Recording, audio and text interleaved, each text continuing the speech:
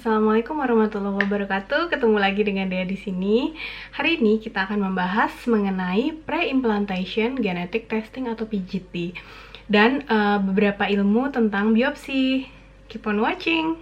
Jadi beberapa pasangan dengan resiko penyakit genetik yang menurun atau pasangan-pasangan yang sulit memiliki anak dengan kegagalan IVF yang tinggi atau berkali-kali gagal, atau beberapa pasangan juga yang menginginkan sex selection atau pemilihan jenis kelamin pada calon anaknya. Nah, biasanya pasangan-pasangan tersebut akan disarankan untuk melakukan analisis molekuler atau PGT, pre-implantation genetic testing, yang digunakan untuk diagnosis, yaitu untuk mencapai kelahiran dari janin yang sehat. Jadi, beberapa istilah dari pre-implantation genetic testing ini banyak. Yang paling umum dan paling banyak dilakukan adalah yang PGTA atau menilai aneuploidi. Nah, di mana dulu orang-orang sering menyebut dengan PGS atau pre-implantation genetic screening, di mana dilakukan screening dari 46 kromosom yang ada pada kromosom embrio tersebut, apakah ada abnormal atau tidak. Selanjutnya ada yang PGTM atau monogenik. Nah, di sini untuk menilai adanya single gen disorder, jadi adanya satu gen yang dapat diturunkan kepada calon anaknya nanti. Nah, dulu ini disebut juga PGD atau pre-implantation genetic diagnosis. Secara umum, pre-implantation genetic testing itu harus dilakukan IVF lebih dahulu karena agar kita bisa menilai dari si embrionya. Karena kalau misalkan kita tidak melakukan IVF, kita kan tidak melakukan fertilisasi di luar, otomatis kita tidak mengetahui bagaimana kromosom yang ada pada embrio tersebut. Karena begini, pada saat biopsi itu bisa diambil dari berbagai macam produk dari si embrio tersebut. Yang pertama, pada saat ovum pickup atau pada saat ICSI atau fertilisasi. Nah, pada saat itu bisa dilakukan biopsi dari polar body, yaitu kita ambil sebagian DNA yang berada di oosit dari ibu. Selanjutnya, pada hari ketiga atau biopsi blastomer. Jadi, biopsi ini bisa dilakukan pada embrio yang usianya masih 3 hari. Jadi, masih bisa kita ambil sekitar 1 atau 2 selnya untuk dilakukan analisis genetik. Selanjutnya, yang paling banyak diminati atau yang paling banyak dilakukan saat ini adalah biopsi blastosit, di mana pada saat embrio hari kelima baru diambil sebagian sel-selnya yang berada dari trof ectodermnya, bagian dari luar atau yang akan menjadi plasentanya. Selanjutnya, dari biopsi-biopsi tersebut dilakukan genetik analisis untuk dilakukan embrio transfer pada waktu yang telah ditentukan, atau nanti dokter obgyn akan memeriksa lagi kapan embrio transfer yang tepat untuk dilakukan.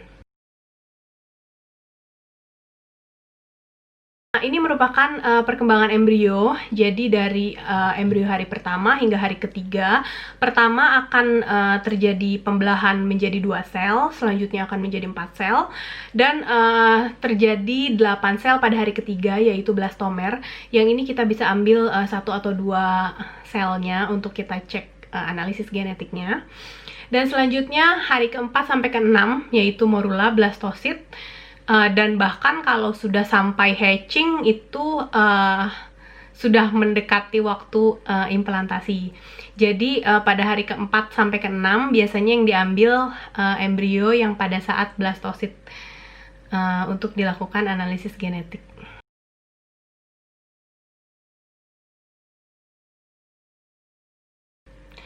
Nah, jadi biopsi-biopsi ini memiliki kelebihan dan kekurangannya masing-masing.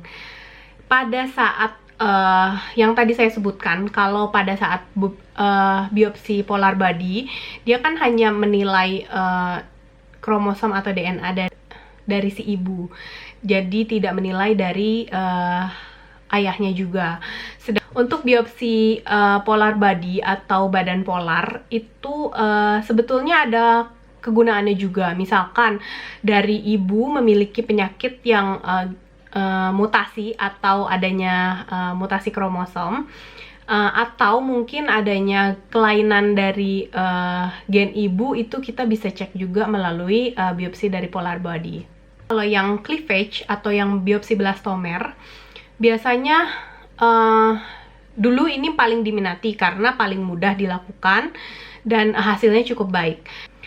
Nah, sedangkan kalau biopsi yang menggunakan blastosit, biasanya kita mengambil dari lapisan luar atau sel trophectoderm, di mana sel tersebut akan menjadi plasenta, dan kita biasanya tidak mengambil bagian dari inner cell atau bagian dari embrionya. Dimana kalau keadaannya expand blastosit yang baru berkembang, biasanya dia akan terambil sekitar 60 sel. Sedangkan kalau sudah mulai blastosit yang sudah hari ke-6, bisa kita ambil sekitar 80 sel, dan hari ke-7 bisa lebih banyak lagi, yaitu 125 sel. Hanya saja biasanya dokter akan mengambil di hari ke-5 karena kalau terlalu lama akan sulit untuk dilakukan kapan timing yang tepat untuk dilakukan embrio transfer tersebut. Hanya saja kekurangannya dari biopsi blastosit ini adalah kadang bisa terjadi perbedaan DNA dalam satu sel tersebut. Jadi kita bisa dapat hasil yang positif palsu atau negatif palsu. Jadi kadang-kadang terdapat yang kita sebut mozaik atau perbedaan gen di dalam satu sel. Biopsi blastosit akan lebih mudah dilakukan pada beberapa laboratorium, dan biasanya ini merupakan teknik paling mudah dan paling diminati saat ini.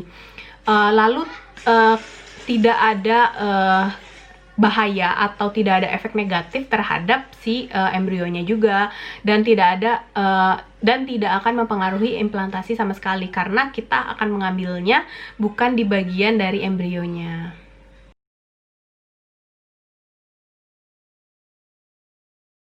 Kenapa sih orang-orang masih bukan harus sih, maksudnya disarankan untuk melakukan pre-implantation genetic testing ini?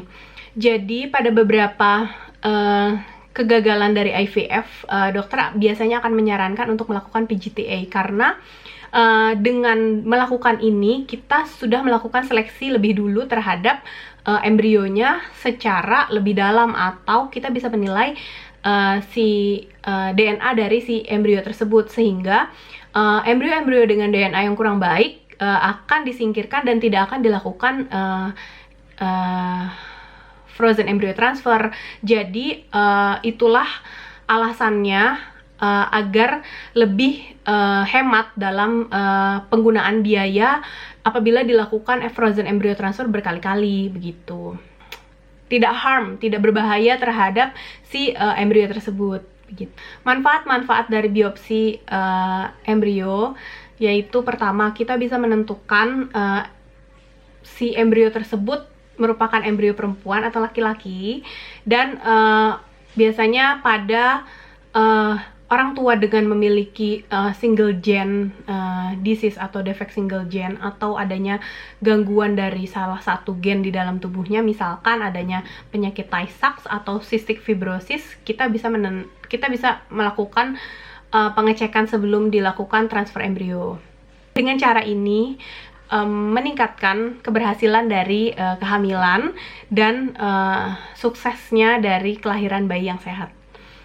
Nah, biasanya pasien-pasien dengan yang dilakukan PGT akan meningkatkan keberhasilan sebanyak 50% dari IVF tersebut. Lalu untuk HLA, jadi kita bisa melihatnya juga apakah ada gangguan-gangguan dari penyakit-penyakit lain yang seperti leukemia atau thalassemia dan lain-lain.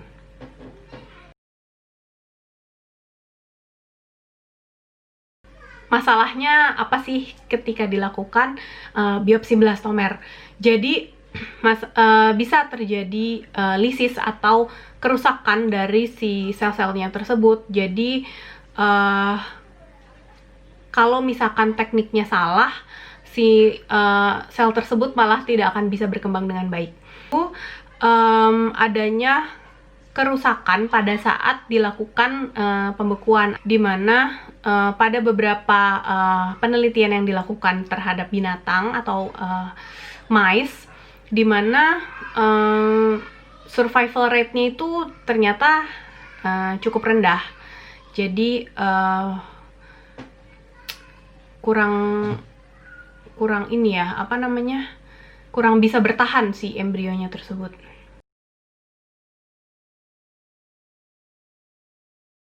Aneuploidy merupakan suatu abnormalitas jumlah kromosom, di mana terjadi pada selama proses meiosis berlangsung.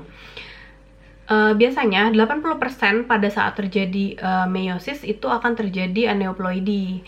Dan pada oosit atau pada ibu atau calon ibu yang berusia lebih dari 35 tahun, frekuensi aneuploidy dari oositnya itu sangat meningkat tajam. Dan pada saat usia ibu 40 tahun, 50-70% oosit matur akan mengalami oosit yang abnormal. Nah, makanya akan terjadi peningkatan resiko aborsi pada pasien usia lanjut. Dan biasanya banyak terjadi kegagalan dari IVF. Dalam teknologi reproduksi berbantu, identifikasi normal dari kromosom oosit akan meningkatkan implantasi dan angka kelahiran bayi. Di mana sangat menguntungkan bagi pasien yang mengalami beberapa kali kegagalan implantasi atau adanya aborsi yang spontaneous berulang tanpa etiologi yang belum teridentifikasi. Dan itu dulu pembahasannya. Semoga bermanfaat bagi kita semua. Assalamualaikum warahmatullahi wabarakatuh.